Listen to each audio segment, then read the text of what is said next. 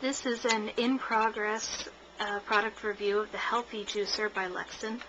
I tried looking at the instruction manual last night so that I'd be able to just put it straight together, but this little instruction here says assemble parts 3 through 4 into the main body of the juicer 8.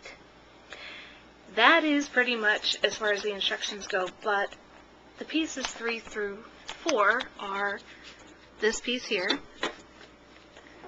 and this little bit here on the end. 8 would be all of the pieces, so right there I think they meant pieces 3 through 8. It's a lot simpler then. It is actually very easy to put together. This piece doesn't necessarily come on, but mine did. Just slide it right into here.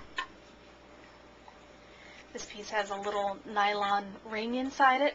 If it doesn't, the package comes with extras. You can just line it in there and actually twist on counterclockwise, which is a pain if you don't remember that.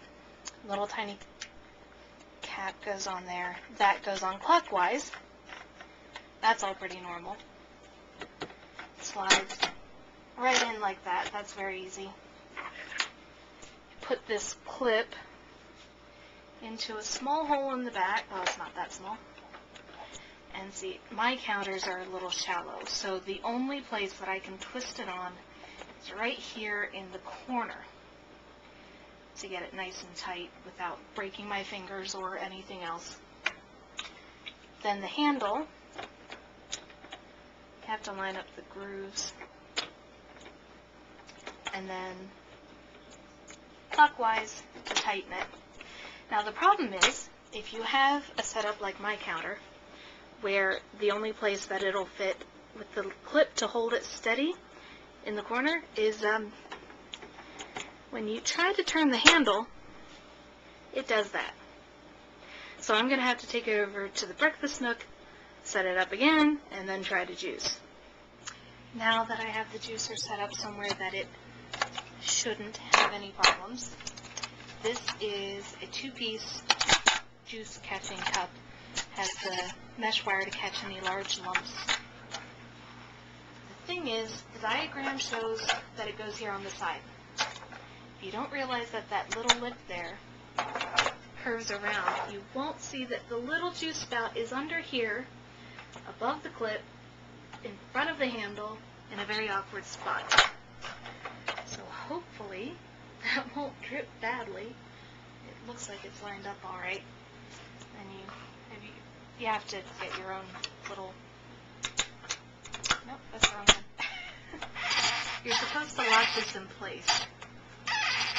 And, oh, that's very fun. See how fun this is? There you go, locks in place.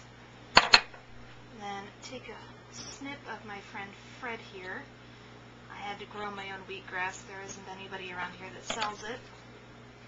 And this is the first time I've ever grown wheatgrass and the first time I've ever juiced wheatgrass, so this should be fun. And put it in there. It's a little plunger thingy, because you're not supposed to use your fingers, obviously. This is not going well. I have to admit, it's pretty cool. The wheatgrass that's coming out here, that's the dried up, wrung out stuff, it just comes out in a tube, which is very neat.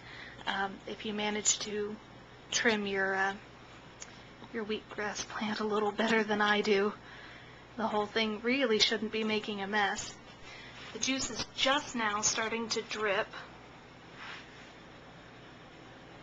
right down into, yep, there it goes, down into the cup that holds it, and wow, is that a beautiful green. It smells just like the field outside my school when I was growing up, and I think that's pretty neat. Makes me think of spring, which is wonderful at this time of year. It works so easy. Of course, it is just a leafy green. They do recommend that if you want to juice fruits and vegetables, that you either get an electric machine or slice them up into thin slices so that it can, just kind of grip onto it a little better. But it works quite nice. It was pretty easy to take apart when I reassembled it, and all in all, so far I like the machine. Can't tell you anything about the grass, I haven't tasted it, but I like the machine. Now here I've bought some organic kale and some organic chard, and I found that the leaves that are thicker like that don't go down as easily as the grass did. So you need this little plunger thing, and that actually works great. It's loud, but it works great. Oh, that is loud. That seems to be creating a lot more juice than the grass did, but in the meantime,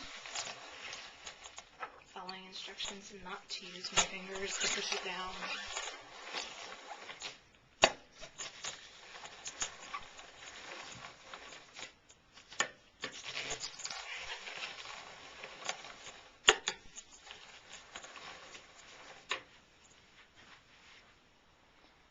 I like how, even though it's big leafy greens, it still comes out in a nice dry snake.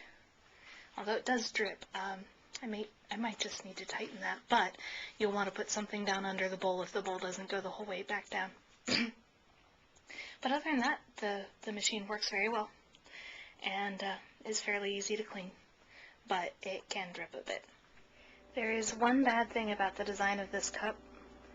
Notice how it's curved so it can fit around the juicer. Problem is, if you forget that this end has a spout too, and you try to pour it out this way, oh, there it goes out both sides. Careful, remember to tilt it before you pour, or you're gonna regret it.